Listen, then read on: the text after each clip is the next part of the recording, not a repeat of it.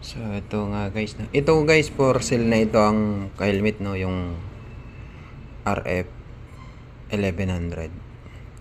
Tapos na siya ma-reform. Maraming nagtatanong kung original ba siya o hindi. Unang-una, makikita natin siya pagka original dito sa lente. Merong mga nakalagay dyan. Pangalawa, yung sa ilalim, yung makikita mo siya pagka original o local. Dito pa lang sa lining makikita mo na yun pagka original. Pagka original makikita mo na lang sa lining ng rubber. Dito sa ilalim may nakalagay na Shoei, no. Sa ilalim papakita. Yan, pag nakita nyo siya na may logo na Shoei dyan sa ilalim, original yan.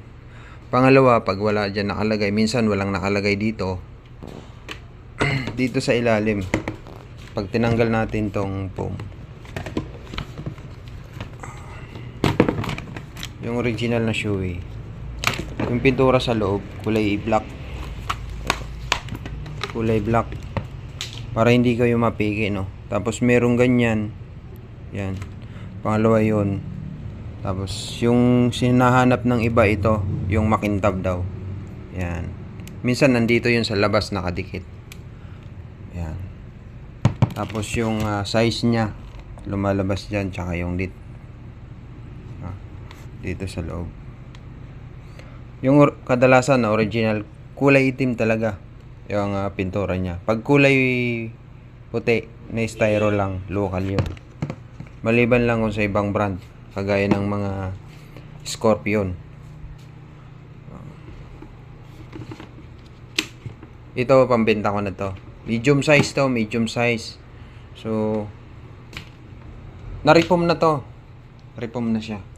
So, hindi naman gaanong gagandahan yung pag-reform ko kasi hindi ako marunong tawag dito, magtahi. Pinagawa ko lang to sa labas. Ito yung yari niya, no.